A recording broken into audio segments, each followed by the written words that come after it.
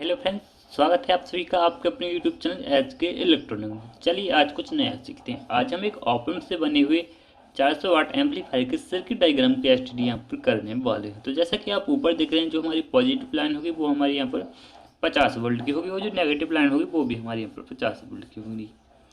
तो चलिए आज की वीडियो को शुरू करते हैं। अभी तक आपने इस चैनल को सब्सक्राइब नहीं किया तो सब्सक्राइब जरूर से जरूर कर लीजिएगा। तो देखिए, जो ऑप एम्प एम्पलीफायर हम बोलते हैं तो आखिर ये क्या होता है, कहाँ पर इसमें ऑप एम्प यूज किया जाता है। तो देखिए, जो एम्पलीफायर की जो ड्राइवर बोर्ड होता है उसमें जो इनपुट स्टेज होती है वहाँ पर इनपुट ट्रांजिस्टर ना लगाकर हम वहाँ पर एक ऑप एम्प का यूज कर लेते हैं, तो हम उसे ऑप एम्प ड्राइवर बोर्ड या फिर ऑप एम्प एम्पलीफायर बोल देते हैं। तो चलिए आज की वीडियो को शुरू करते हैं। तो सबसे पहले हम यहाँ पर एक ऑप एम्प को ड्रॉ करते हैं। तो देखिए, यहाँ पर नॉर्मली कॉमन ऑप एम्प आप यूज कर सकते हैं, जैसे LM351 हो गया, 741 भी हो गया और 4558 का भी यूज आप कर सकते हैं। तो देखिए, यदि आप यहाँ पर सिंगल ऑप एम्प का यूज करते हैं तो बेस्ट है, और डबल ऑप एम्प का यूज करते हैं तो भी कोई प्रॉब्लम नहीं है।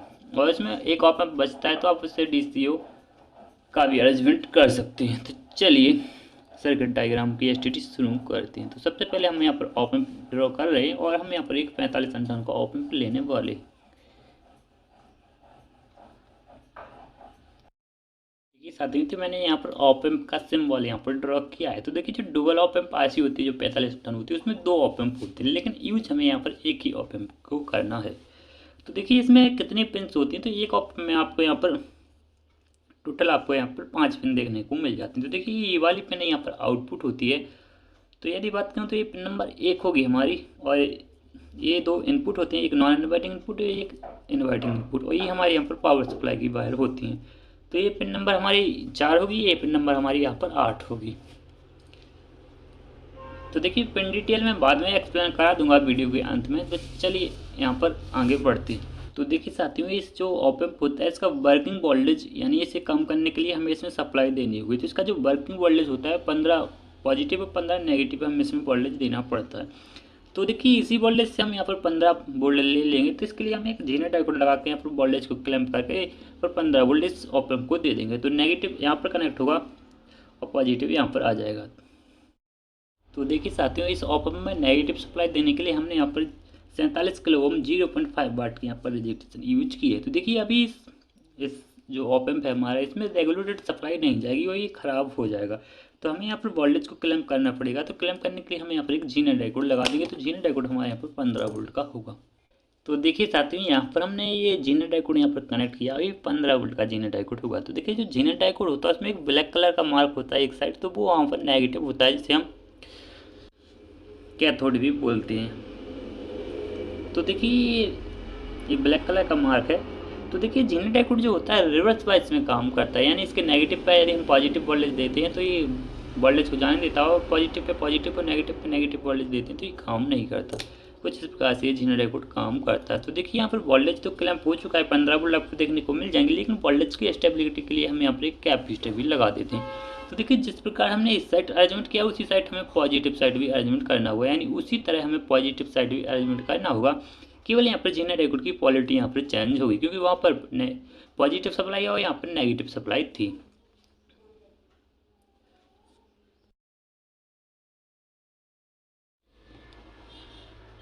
तो देखिए साथियों, यहाँ पर आप देख सकते हैं कि जो पावर सप्लाई का अरेंजमेंट करना था तो वो हमने यहाँ पर कर दिया है। अब हमारा ऑप एम्प यहाँ पर काम करने लगेगा। तो अब हमें यहाँ पर इनपुट सिग्नल देना होगा। तो देखिए साथियों, जो भी हमें यहाँ पर इनपुट सिग्नल देना होगा वो हमें इस जो ऑप एम्प है इसके इन्वर्टिंग इनपुट पर देना होगा। तो देखिए, यहाँ पर एक 1 किलो ओम की रजिस्ट्रेशन एक कैपेसिटर हमने लगाकर यहाँ पर इनपुट दिया है।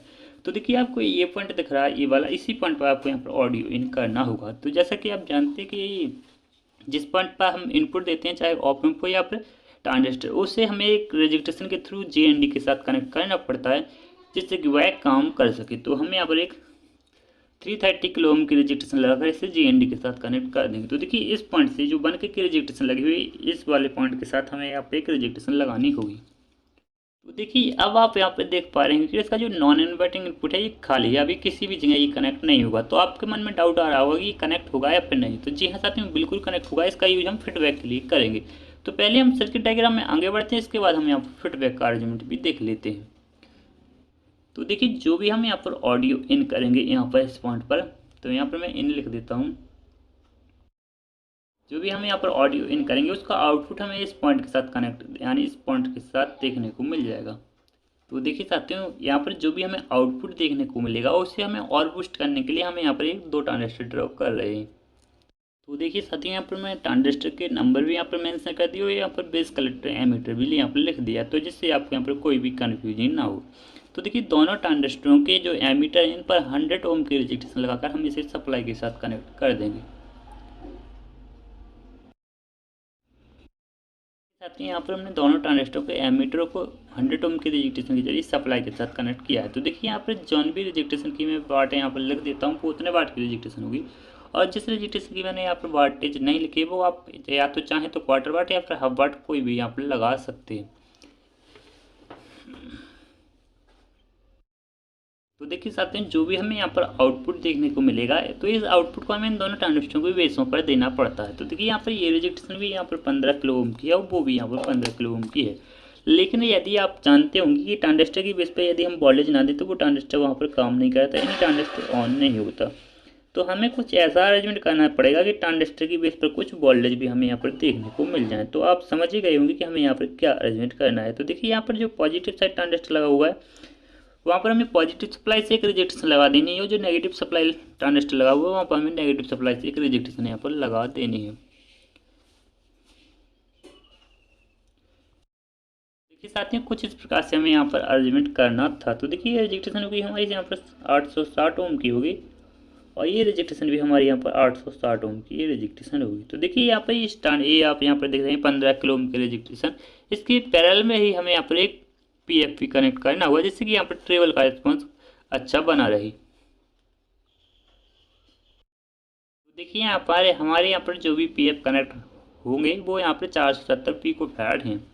तो देखिए इस ट्रांजिस्टर यानी सर्किट की फ्रिक्वेंसी को सेट करने के लिए इस ट्रांजिस्टर के वेस्ट टू कलेक्टर भी हमें यहाँ पर पीएफ लगाना पड़ेगा। तो देखिए जो स्टैंडर्ड एम्पलीफायर होते हैं यानी जो जिसमें अच्छी साउंड क्वालिटी आती है वहाँ पर 100 पीएफ यानी पिकोफैराड के कैपेसिटर ऐड किए जाते हैं, जिससे कि हमें यहाँ पर बेस की फ्रिक्वेंसी अच्छी देखने को मिल जाती है, यानी लो मिड और हाई तीनों फ्रिक्वेंसी हमें अच्छी देखने को मिल जाती हैं।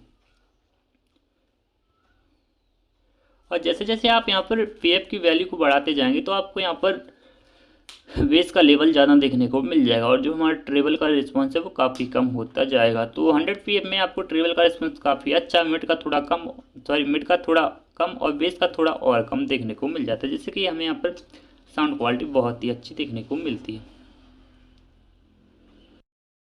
देखिए यहाँ तक हमारा सर्किट डायग्राम कंप्लीट होता है। इस सर्किट डायग्राम को और आगे बढ़ाने के लिए हम यहाँ पर 2 ट्रांजिस्टर और ड्रॉ करते हैं जो कि हमारे यहाँ पर मेन ड्राइवर बोर्ड यानी मेन ड्राइवर ट्रांजिस्टर कहलाएंगे। देखिए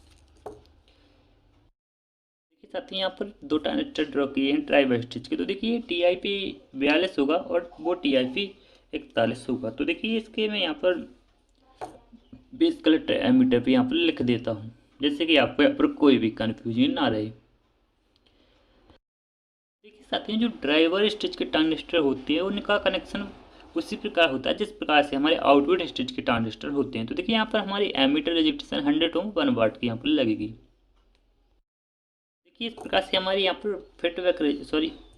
जो हमारे यहाँ पर एमीटर रेजिस्टेंस है वो लग चुके हैं। तो देखिए इस प्रकार से आपको जो भी ड्राइवर बोर्ड में वायर देखने को मिलते हैं वो यहाँ पर देखने को मिल जाएंगे। तो देखिए यहाँ पर ये हमारे यहाँ पर फीडबैक का पॉइंट होगा, ये पॉइंट हमारे यहाँ पर फीडबैक का पॉइंट होगा, और ये हमारे यहाँ पर B- होगा,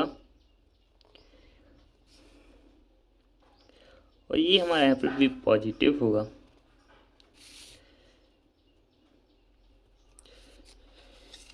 तो देखिए साथियों, इस ट्रांजिस्टर का जो बेस है वो इस ट्रांजिस्टर के कलेक्टर के साथ कनेक्ट हो जाएगा, और इस ट्रांजिस्टर का बेस इस ट्रांजिस्टर के कलेक्टर के साथ कनेक्ट हो जाएगा।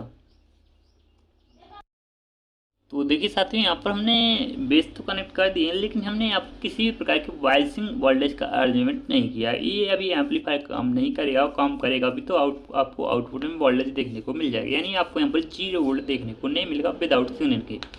तो हमें यहाँ पर वाइसिंग वोल्टेज का अरेंजमेंट करना होगा। तो वाइसिंग वोल्टेज के लिए आप चाहें तो डाइकोड वगैरह या फिर ट्रांजिस्टर लगाकर भी यहाँ पर वाइसिंग वोल्टेज का अरेंजमेंट कर सकते हैं। तो फिलहाल में हम यहाँ पर डाइकोड लगाकर इसका वोल्टेज यानी वाइसिंग वोल्टेज का अरेंजमेंट कर देते हैं। देखिए इस प्रकार से 41-48 के हमने यहाँ पर डाइकोड लगाए हैं। तो इस प्रकार से आपको यहाँ पर इस पॉइंट पर 0.7 वोल्ट माइनस में देखने को मिल जाएगा। तो इस पॉइंट पर आपको पॉजिटिव में 0.7 वोल्ट देखने को मिल जाएगा। पॉइंट है यहाँ पर, ध्यान रखिएगा। तो देखिए साथियों, यहाँ पर ये सर्किट डायग्राम लगभग कंप्लीट हो चुका है, केवल यहाँ पर फीडबैक का कनेक्शन करना बाकी है। तो हम यहाँ पर फीडबैक का कनेक्शन कर देते हैं और इसका जो बाकी का सर्किट डायग्राम बचा हुआ है, यानी जो इसकी आउटपुट स्टेज होगी, वो हम नेक्स्ट वीडियो में कवर करेंगे, क्योंकि वीडियो काफ़ी लेंथी हो चुका है। तो मुझे भी एक्सप्लेन करने में दिक्कत आ रही है और आपको भी यहाँ पर समझने में दिक्कत आ रही होगी। तो नेक्स्ट वीडियो में हम इसकी जो बचा हुआ पार्ट है वो कवर कर लेंगे। तो नेक्स्ट वीडियो का इंतजार कीजिए, कल परसों तक आपको देखने को मिल जाएगी। तो फिलहाल में हम यहाँ पर फीडबैक का अरेंजमेंट कर देते हैं। तो देखिए साथियों, आप यहाँ पर देख पा रहे हैं कि जो हमारी यहाँ पर ग्रीन कलर की लाइन हमने यहाँ पर ड्रॉ की है, हमारी यहाँ पर फीडबैक की लाइन होगी। तो यहाँ पर जो फीडबैक रेजिस्टेंस यूज की गई है, ये हमारे यहाँ पर 56 किलो ओम की रेजिस्टेंस यूज की गई। तो देखिए, जैसे कि आप जानते हैं कि जो फीडबैक वाला पॉइंट होता है, वहाँ पर हमें एक नेटवर्क भी कनेक्ट करना पड़ता है। तो एक रेजिस्टेंस और एक कैपेसिटर का हम यहाँ पर नेटवर्क कनेक्ट करते हैं। ये हमने यहाँ पर नेटवर्क भी ड्रॉ कर दिया। ये 470 ओम के रेजिस्टेंस और 470 माइक्रोफेट का ये कैपेसिटर यहाँ पर लगा हुआ है।